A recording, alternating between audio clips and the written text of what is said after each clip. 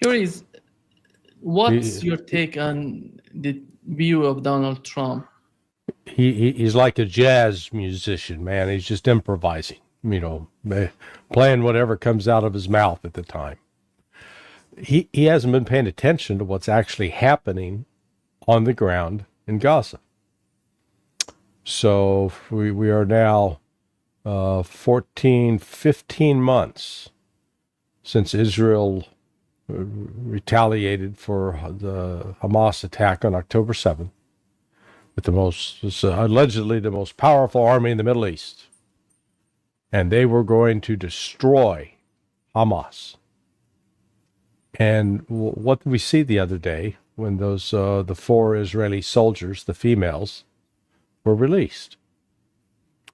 They were smiling. They were happy.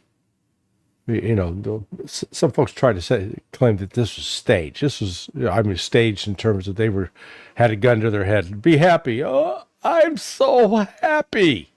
No, that's not what was going on. It was genuine. And there was even posted on one of the social media platforms them speaking Arabic.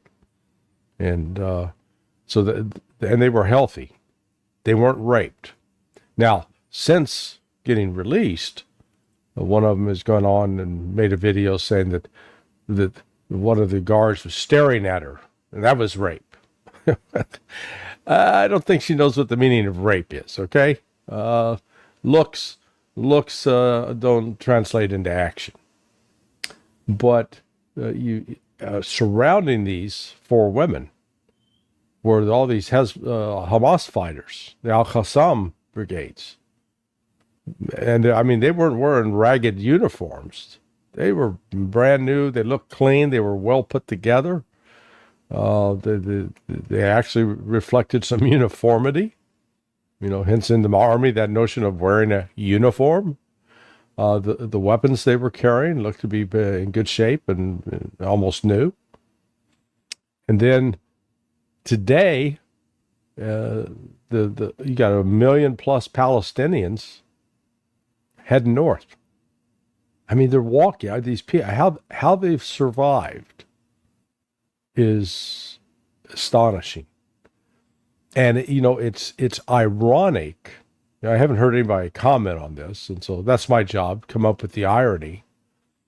Their movement north, movement to freedom again, coincides with the 80th anniversary of the liberation of Auschwitz, when the Russian soldiers came in and freed what was left of the camp inmates. Sort of a fitting commemoration, I would say. So, yeah, Trump can raise it with King Abdullah of Jordan and General Assisi in Egypt. And they're going to tell him the same thing they told Obama. There are 2 ways we can do this. No way and no way in hell. Not going to happen. And the Palestinians, this isn't just about finding them a nice place to live. Their demonstration today that they are going back to this, as Trump was accurate calling it pure devastation. Nonetheless, it shows that for those people, this is their land. This land is ours, and from their standpoint, God gave this land to them, not to the Zionists. So, I think Trump was, he's always the showman, and he thinks out loud. But I don't think it'll go anywhere. But what we get from the way that Donald Trump is talking about the conflict is that he really doesn't want that sort of conflict in the Middle East, but he doesn't know how to get rid of it. Right. And here is the question: does he really understand that these people are not going to give up on their land. They're not looking for roof. They're literally seeking for their roots, not roof. Yeah. And here is what they're talking about. As you mentioned, they don't want a new place, as Donald Trump was arguing in that video, a new place with a better life. They want to rebuild their houses in the same land that they have been living for many years. Yeah. Yeah. No, that's what, and Trump fails to realize that. What's interesting is Trump's intervention with getting the ceasefire in place. It's sort of blown up on Netanyahu and the Zionists. Because they were told, the Israeli public had been told now for the last 15 months that, Hamas is destroyed. Al-Qassam is defeated. Oh, so the hostages are not alive. Well, now it looks like most of the hostages are still alive, which is testimony to the ability of Hamas to, kept them safe. And unlike how the Zionists treat Palestinian prisoners in prisons, where they're subjected to torture and abuse, up to and including physical beatings, the Al-Qassam fighters and there are other Palestinian groups that are holding some of the hostages themselves. They're treating the Israeli hostages because they recognize they're valuable. You can't mistreat the merchandise, so to speak. So this has really created some problems for Bibi Netanyahu. And it'd be one thing if it's just a political issue for Bibi, but he's also got health issues. Reportedly has prostate cancer. They had to put in a pacemaker, it's reported.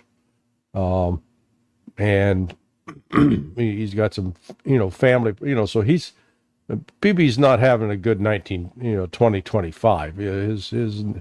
The Gentile New Year is not treating him well. Then this political pushback that started within the Israeli public, where they're going, hey, wait a second.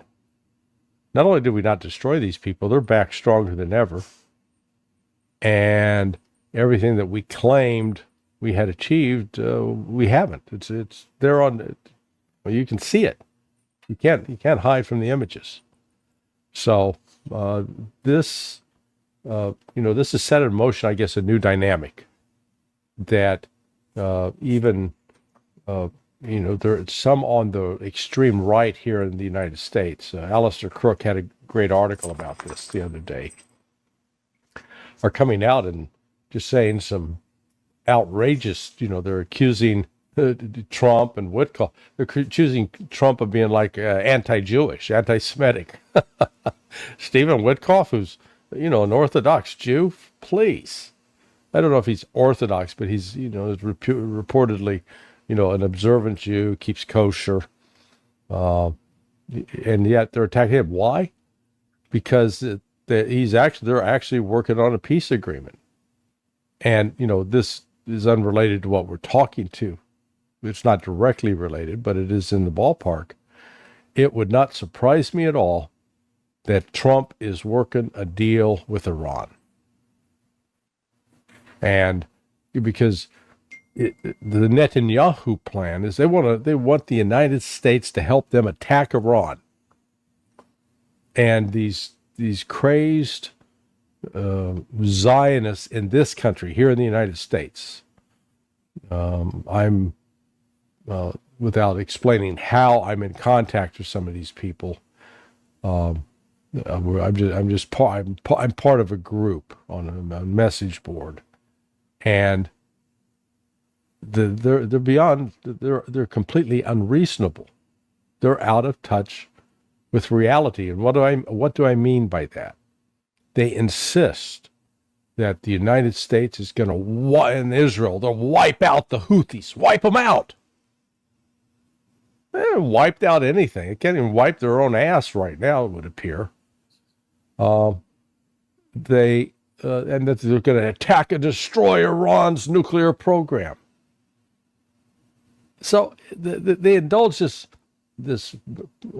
sort of military pornography, this vicious,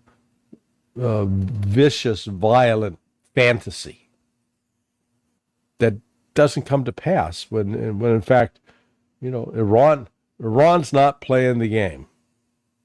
And, it's actually the spillover effect. You're seeing it in southern Lebanon, too. Hezbollah is intact. Remember, we were told, oh, Syria, Assad's gone. Man, Hezbollah done. It's over, dude. No, that's not what happened. They're still largely intact. And it's Israel that's actually overextended. And then Israel's now talking about, oh, we got to be prepared to fight Turkey. Their big buddies up north that is continuing to supply them oil for now. So the place is a mess. And Trump, I think Trump genuinely would like to see some order brought to it, but he doesn't have a clue yet. So that the clip we started with that you showed at the top of the show, that was just Trump thinking out loud. And once he gets a chance, I think, to really sit down and weigh the realities, there's a pragmatic side to him as well. He is not a blind ideologue. Laurie, do you think that is he learning from the Biden administration, or has he learned from the experience of the Biden administration?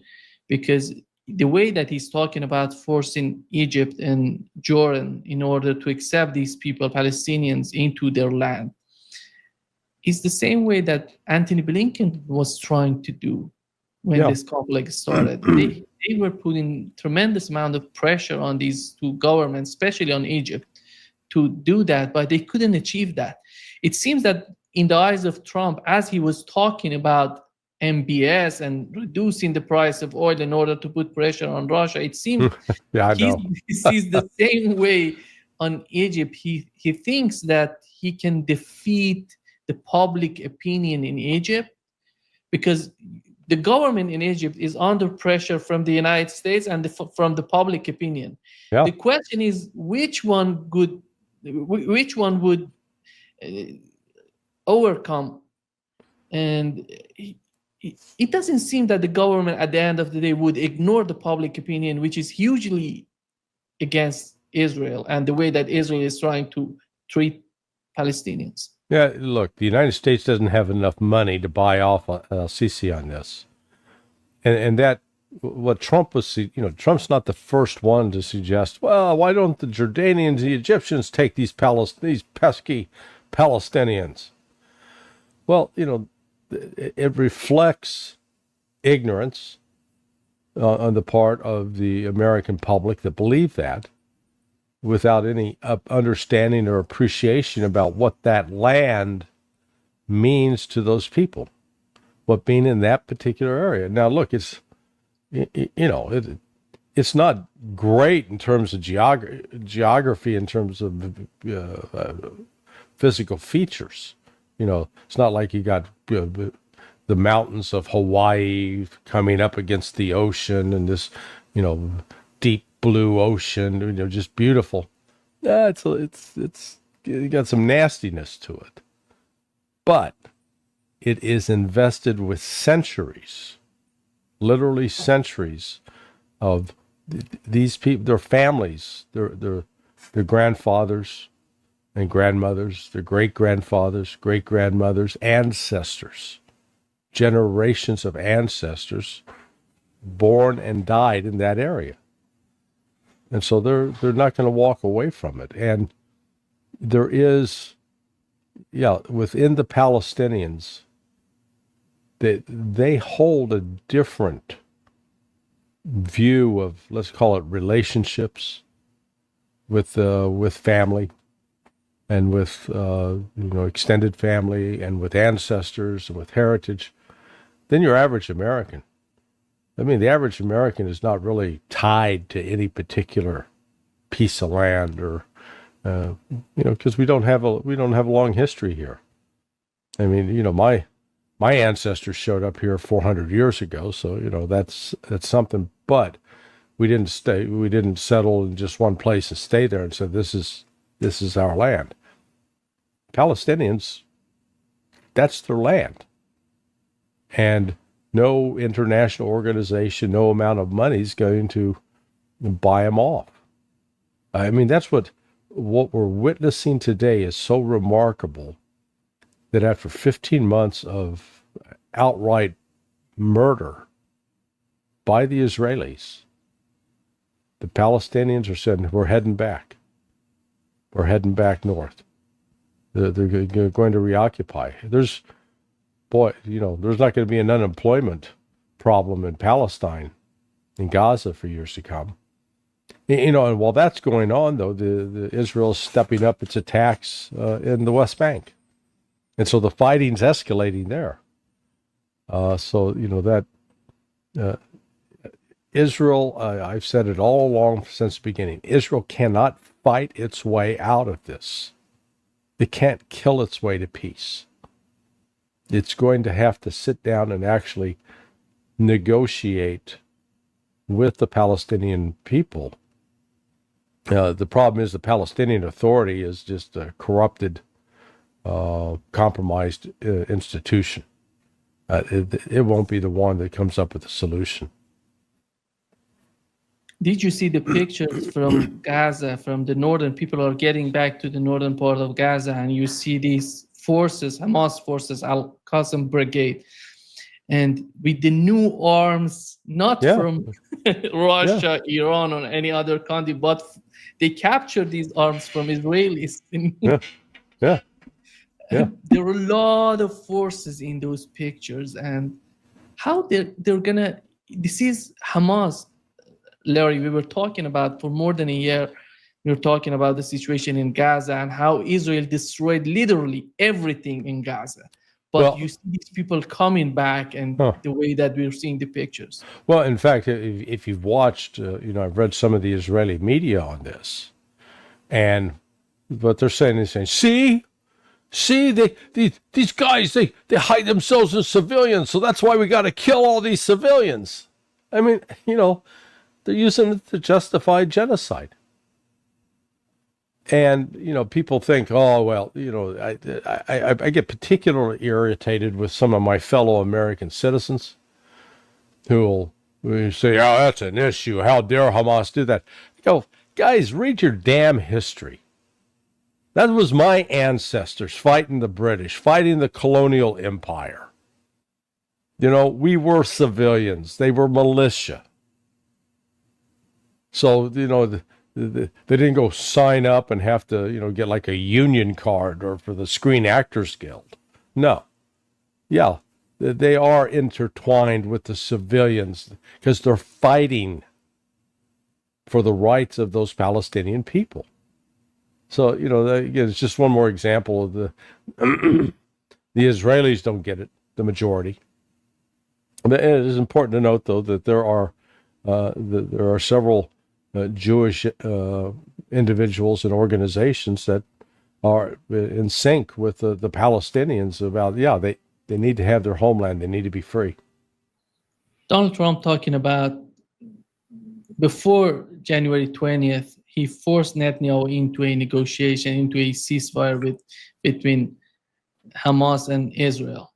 And during his inauguration, in his speech, he didn't brag that much about what he has done, which, in my opinion, was huge in terms of what has happened in Gaza.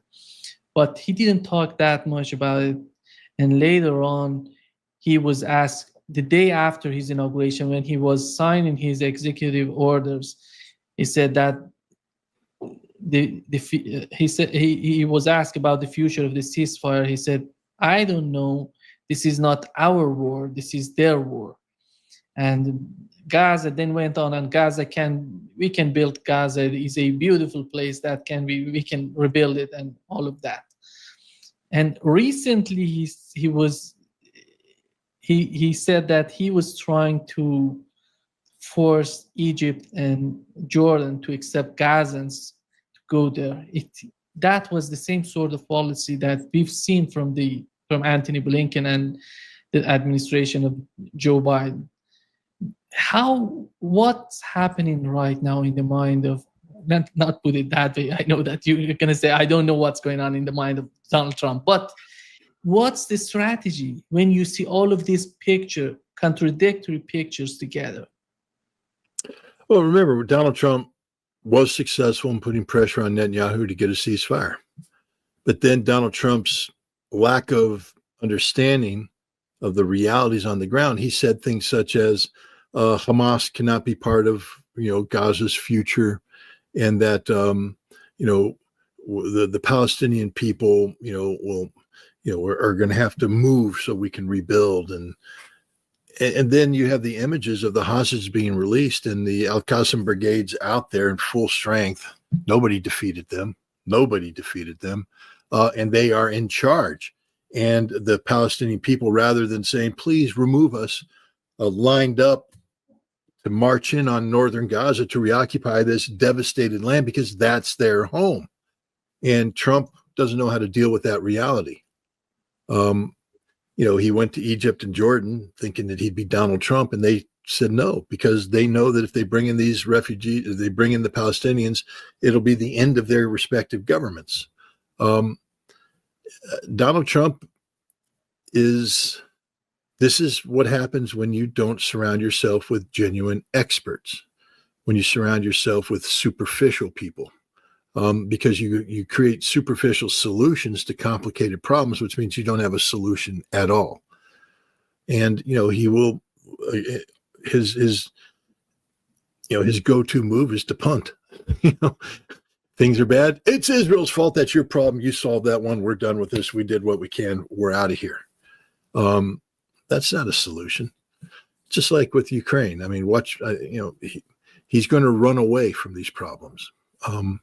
Because to double down and get you entangled in the very conflicts you told the American people you were not going to get entangled with when you ran for office. And the vice president of Iran in Davos was asked in the World Economic Forum, was asked about the policies of Iran in Gaza. The answer that he gave us that what is happening in Gaza, even in Lebanon, is not related to what's going on between Iran and the United States, because in his view, the resistance exists because of the occupation. It's not invented by Iran and Iranian government. Even before the Iranian revolution, we had that sort of resistance. How is that going to be understandable for the administration in the United States? I don't know. I don't know what their level of comprehension capabilities are. Again, if he had the right advisors, they would make just that statement, that Hezbollah is empowered by Israel's ongoing illegal occupation of Lebanon. And now that Israel has doubled down on stupid and refused to remove itself from even more territories, all that does is further legitimize the resistance. But Lebanon's resistance against illegal Israeli occupation in southern Lebanon has nothing to do with Iran negotiating a strategic framework with the United States. The problem is Trump is a transactional guy, so he's going to come in and try and say, well, you have to pull the plug on Hezbollah, and the Iranians are going to say that it's not our job to pull the plug on Hezbollah. It's a resistance movement against an illegal occupation. It's your job to get the Israelis out. If you get the Israelis out of southern Lebanon, then Hezbollah, I believe, is going to work with the Lebanese government, of which it is a major part, to create stability. But Hezbollah's whole purpose to exist isn't Gaza, isn't to further Iranian interests. It's to liberate all of Lebanon's soil. That's the only reason why Hezbollah retains legitimacy in the eyes of so many Lebanese, because the Hezbollah is obligated under Security Council resolution to turn in its weaponry to demobilize. But it didn't because of Israel's ongoing occupation of the Shebaa farms, which Lebanon views as its own territory. Now Israel's occupied even more territory in southern Lebanon. So, the Iranians are 100% correct on this one. And when it comes to the situation in Syria, it seems that the Trump administration, here is what Tulsi Gabbard Scott said about Turkey in Syria.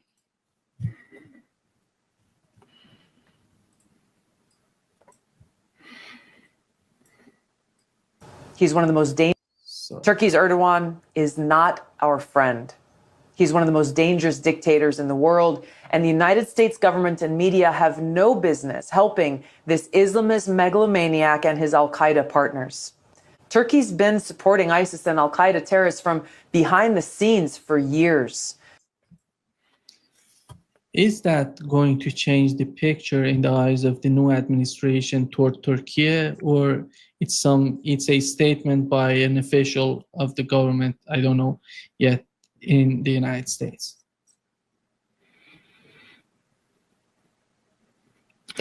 I mean, it's sort of a one-sided picture that she's painted there. It's not an inaccurate picture.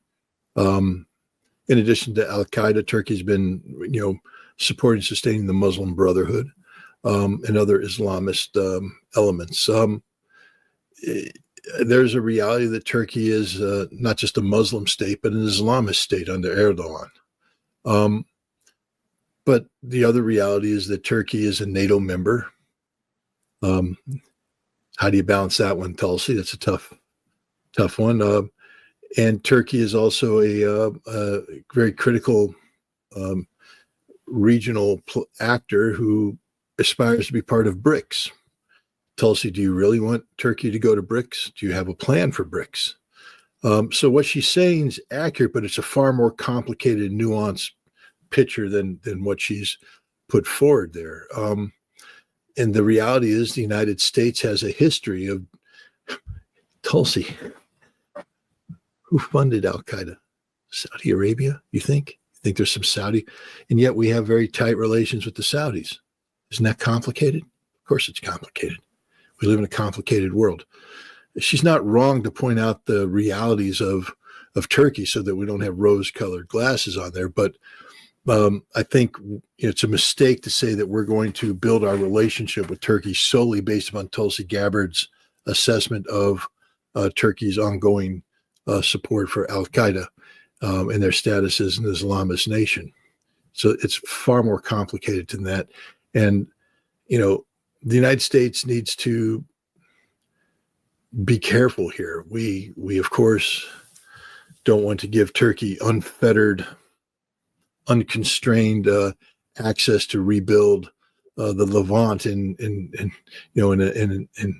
an Ottoman-like manner. But we also don't want to react precipitously and push Turkey into a conflict with the West or a total divorce from the West and jumping in with 2 feet into BRICS, which would put us in even greater geopolitical problems. So, I mean, I respect Tulsi Gabbard very much, and I think she would be a fantastic director of national intelligence. But, one of the things that when you're the director is that you bring in the genuine experts.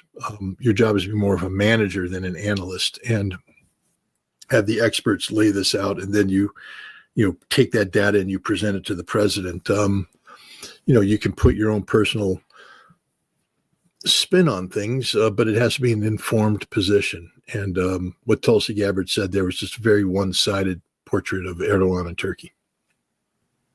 Do you think that Donald Trump is in a position to force Netanyahu to go forward with his plan if we assume that Donald Trump is not interested in escalating the situation? I don't know. Is Netanyahu even going to be around? Last time I saw him, he was getting fingerprinted in court. So, look, Donald Trump, the United States has the ability to leverage its power on a number of nations in the world. Israel is one of them. If Trump wants to pressure Netanyahu. He can pressure.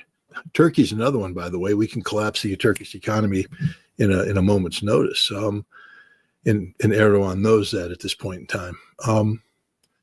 And so it's transactional. But in the case of Israel, it's also political. I mean, given the role that the pro-Israeli lobby plays in financing Trump's political campaigns, and he has surrounded himself with very staunch advocates of Israel and Zionism. So Trump has to also be a little bit careful about going forward too strongly, lest he brook a lot of pushback within his administration. How do you see the deal between Iran and the United States? Are we gonna finally get a deal that would work for both parties? Recently, the foreign minister of Iran was talking with Sky News, Sky News. Yeah. He said that the terms are much more complicated because of the JCPOA and the experience they had with the United States, but they're open because the main objective of diplomacy is hope. And for any administration, they're ready to talk, they're ready to negotiate. And do you see that Donald Trump, in the case of Iran, would be successful?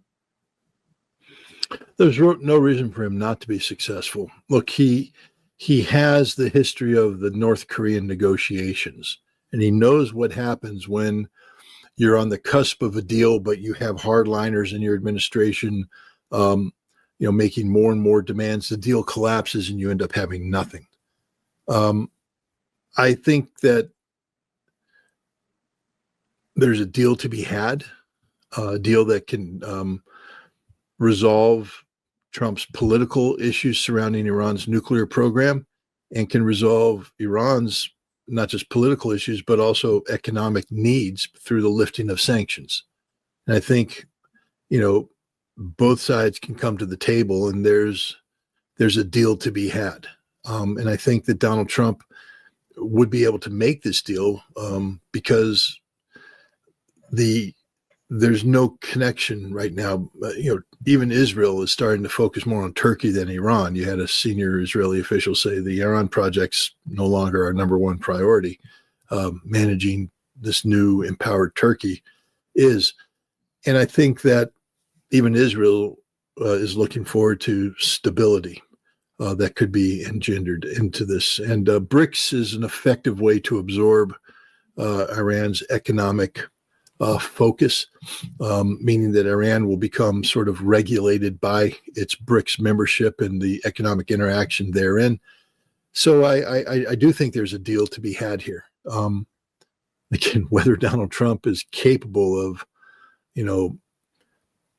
executing that kind of deal of conceiving, of accepting the nuances and the give and take. This isn't going to be a dictated outcome. This will be a negotiation. If Donald Trump can get the right people involved in this negotiation, I think that there's a deal to be had that'll be to the satisfaction of all parties.